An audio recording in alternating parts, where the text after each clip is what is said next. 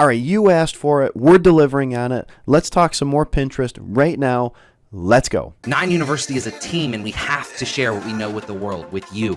It's not about what we offer. It's about gaining knowledge and expertise from real people, building real businesses that you can apply to yourself. Let's freaking get it. 9 University. It's who we are.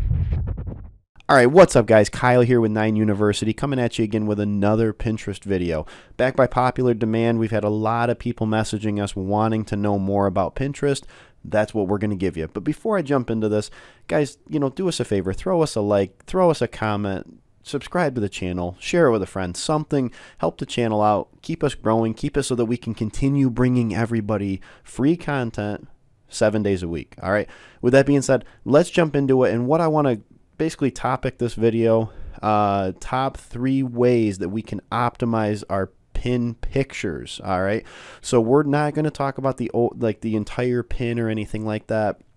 We're going to talk specifically about the picture, because the picture is the attention grabber. That's what draws that customer's eyes in and gets them looking at what we have to offer. All right, so we're going to dive right into my screen right now, and we're going to go over, like I said, the top 3 things that we can do to help optimize our picture that the customer is ultimately going to potentially be seeing and may entice them to click on ours rather than somebody else's. Let's go take a look at it. All right, guys, so we've got it bullet pointed right here in my screen. Super simple, super easy to follow along with, and then we'll show you a couple quick examples towards the end of this as well. So let's just get right into it, and let's not waste any more time on it. So first and foremost, correct sizing. All right, so many times you see pins that people aren't using the right sizing on their photos, and Pinterest has a very specific type of sizing for their photos that they like to see. I think it's a different aspect ratio or pixel count or something like that. Truth be told, I'm not a photography expert, so I could be way wrong in terms of like the terminology for that. I think I'm right, maybe. I don't know. But they tell you right when you're making the pin what they want it to be. What do I recommend doing? Use Canva, okay? Some people may not be using Canva. I would definitely recommend looking into it. It's super simple to learn, super easy to be able to use. And guess what? They have a template built out for Pinterest where they give you a ton of different free options for different types of pin backgrounds and all sized and formatted perfectly for what Pinterest wants. So definitely check out Canva. Really easy to be able to use, and it will help you get the correct sizing for your pin every single time. Like I said, so many people don't do that, and their pictures end up getting all messed up. It crops out a bunch of really important stuff on there and everything. Do yourself a favor, check out Canva. Secondly, text overlay. Okay, text overlay is really, really important for a couple of different reasons. Mainly, it's going to catch the attention, it's going to catch the eye of the person that's looking at your product. That potential customer that's scrolling through and looking for something. If you've got a really nice looking pin, whether it has a picture in the background or if it's something that's more of like a color scheme in the background, but if you have a nice text overlay over top of it, it really helps that pin stand out. Excuse me, they say a picture is worth 1,000 words, and yes, it absolutely is. Pictures are extremely important, but you add a little text overlay on there, and it really, really helps it along as well. I mean, like I said, it gets that point across to the customer very quickly what that pin's ultimately about and why they should be looking at it. It helps, if there's a problem that needs solving, it's going to help solve that problem for that customer and get them to the conclusion that they need your product that much quicker.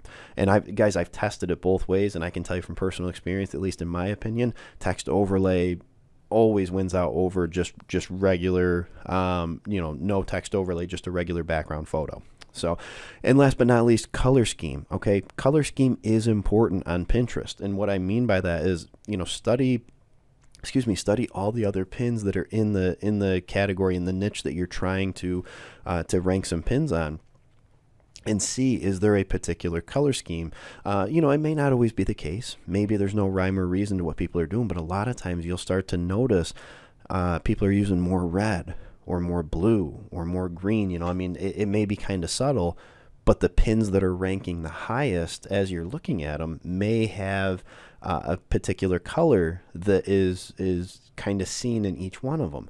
And maybe that's part of the reason for for whatever that reason may be, that catches the customer's eye and they're ranking a little bit higher. I always look at it, spy on your competitors, and if it ain't broke, don't fix it. If it's working for them, do something similar to that. If they're using more blues and stuff like that, try to use more blues. You know, if they're using more red, try to use more red. So simple enough, guys, simple concept, easy enough to do. But like I said, 3 quick ways to be able to optimize them. Now we're going to jump into my screen again, and we're going to look at how to use each one of these very, very quickly for you, and then we'll get you out of here. So let's go take a look at it.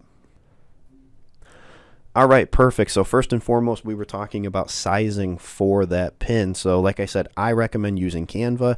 We literally go right in here to excuse me, canva.com. Sorry guys, I'm getting sick. I've got a 2-year-old daughter, and anybody out there that has young kids or has had them before knows that if they get sick, you're probably getting sick too. So she's got a little bit of a chest cold. So that's what I've gotten. So anyway, so we just want to go over here to create design, and then bada bing, right there, Pinterest pin number 1. So you can see it's a 1000 by 1500 pixel, and I think they say it's like a 2 to 3 aspect ratio or something like that. Maybe, I don't know.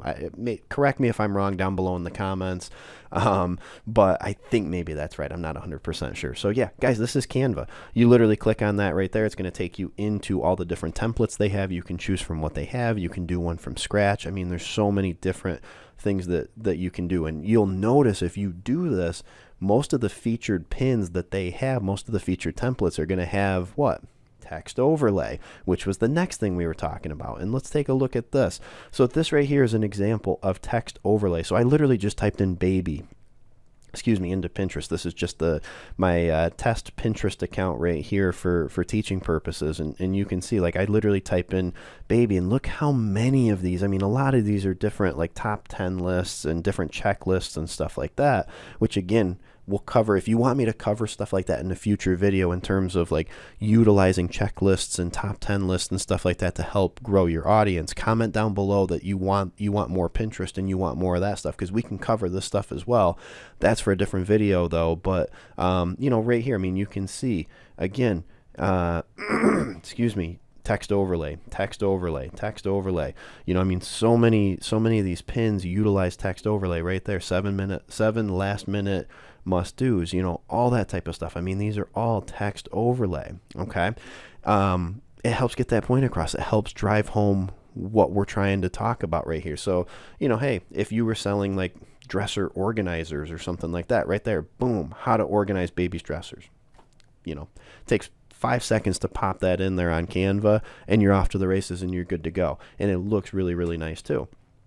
You know, and then color scheme on this. I mean, you'll kind of notice if you look at the top ones right here, you know, obviously from a baby standpoint, it would make sense that some of the most popular colors are going to be your blues. There's blue in that one right there. You've got some blue in this one right here, blue around the exterior on the one over here.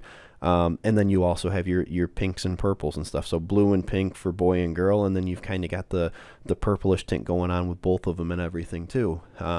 You know, so again, color scheme can play a big role in that. So figure out from the niche that you're selling in, is there a particular color scheme that you want to go for? Obviously, if you're selling in this category right here, you probably want to stick with that blue and pink motif that they've got going on right here. And you can see, you know, again, it's a lot of blue and pink, and that's kind of like a greenish blue, but you get the point. And again, look at, what do you notice about every one of these pins that's ranking?